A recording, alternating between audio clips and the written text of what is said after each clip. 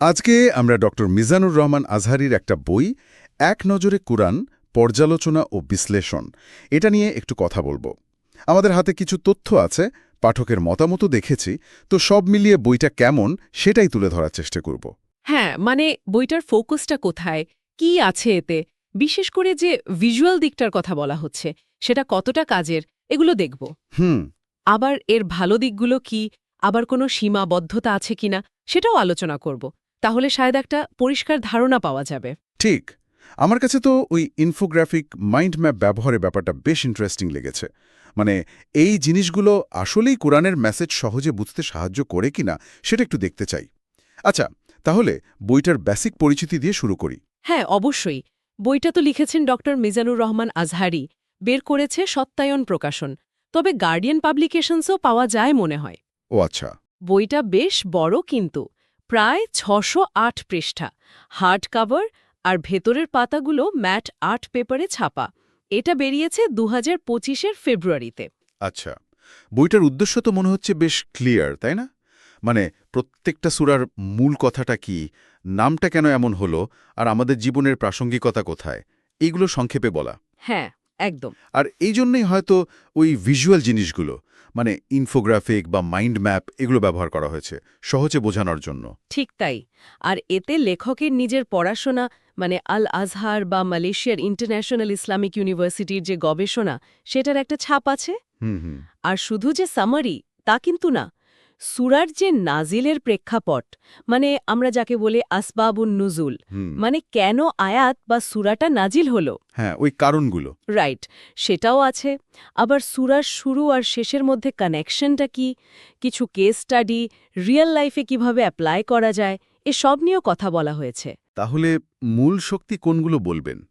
আমার তো মনে হচ্ছে এই যে এত ব্যস্ততার যুগ, বা যারা নতুন করে কুরআন বুঝতে চাইছেন, ইয়ং জেনারেশন, তাদের জন্য খুব কাজের হতে পারে। মানে কুইক একটা ওভারভিউ পাওয়ার জন্য। হ্যাঁ, সেটা অবশ্যই একটা বড় পয়েন্ট। আর সাথে ওই ভিজুয়াল ব্যাপারটা, মানে ডিজাইনটা সুন্দর, ইনফোগ্রাফিক আছে, এটা কিন্তু পড়ার আগ্রহ বাড়িয়ে দেয়। ঠিক। ধরুন, একটা সূরার অনেকগুলো থিম বা ঐতিহাসিক ঘটনা, সেটা যদি একটা মাইন্ড ম্যাপে এক পাতায় দেখা যায়, তাহলে তো অনেক লেখা পড়ার চেয়ে ওটা তাড়াতাড়ি মাথায় ঢোকে। এটা ঠিক। ফলে সাধারণ পাঠক বা যারা ধরুন একাডেমিক লাইনে আছেন, তারাও হয়তো কুইক রেফারেন্স হিসেবে কাজে লাগাতে পারেন। ওই যে আসবাবুন নুজুলের মতো বিষয়গুলো বেশ সহজে বোঝানো হয়েছে। কিন্তু কিছু সীমাবদ্ধতার কথাও তো ওঠে, তাই না? যেমন এটা তো আর পুরো তাফসীর না, মানে খুব গভীর বিশ্লেষণ আশা করা যাবে না। না, না, একদমই না। এটা মূলত একটা ওভারভিউ। গভীর বিশ্লেষণের জন্য এটা নয়। আর এটাও হতে পারে যে কিছু গ্রাফিক্স বা চার্ট নতুন পাঠকের কাছে হয়তো প্রথম দেখা একটু জটিল লাগতে পারে। আচ্ছা। কিছু সমালোচনাও আছে। কেউ কেউ বলেন এটা হয়তো পুরোপুরি লেখকের একক কাজ নয়, একটা টিম ওয়ার্কের মতো, অথবা বিদেশি কিছু ইনফোগ্রাফিক বইয়ের ধরনে করা। লেখক নিজেও অবশ্য বলেছেন যে তিনি ভিজুয়াল প্রেজেন্টেশন বা বিদেশি সোর্সের সাহায্য নিয়েছেন। আচ্ছা, এই নিয়ে পাঠকদের ফিডব্যাক কেমন? কিছু তো আমরা দেখেছি, যেমন সার্জিস আলম নামে একজন লিখেছেন যে বইটা নাকি তরুণদের চাহিদা পূরণ করেছে, প্রত্যেক ঘরে রাখা উচিত। হ্যাঁ, বেশ ভালো সাড়া কিন্তু পাওয়া গেছে। গ্রিফোর্স নামে আরেকজন পাঠক, উনি যেমন বলেছেন বইটাতে নাকি জীবন ঘনিষ্ঠ আলোচনা আছে, কোরআনের সাথে কানেকশনটা ফিল করা যায়। হুম। এটি রিডস নামে আরেকজনও প্রায় একই কথা বলেছেন, যে বইটা কোরআনের সাথে সম্পর্ক ভালো করবে, আর যারা লাইফে এর শিক্ষা কাজে লাগাতে চায় তাদের জন্য ভালো। তো ফিডব্যাকগুলো দেখে মনে হচ্ছে বইটা যে উদ্দেশ্যে লেখা সেটা অনেকটাই পূরণ করতে পেরেছে। তাহলে যদি সামারাইজ করি, কাদের জন্য এটা বেশি কাজের? আমার মনে হয় যারা খুব দ্রুত কুরআনের মূল বিষয়টা বুঝতে চান, অথবা যারা ছবি বা চার্ট দেখে শিখতে ভালোবাসেন, তাদের জন্য এটা খুব ভালো একটা অপশন। একদম। আর যারা বাস্তব জীবনে কুরআনের শিক্ষাগুলো কিভাবে কাজে লাগানো যায় জানতে চান, তারাও উপকার পাবেন।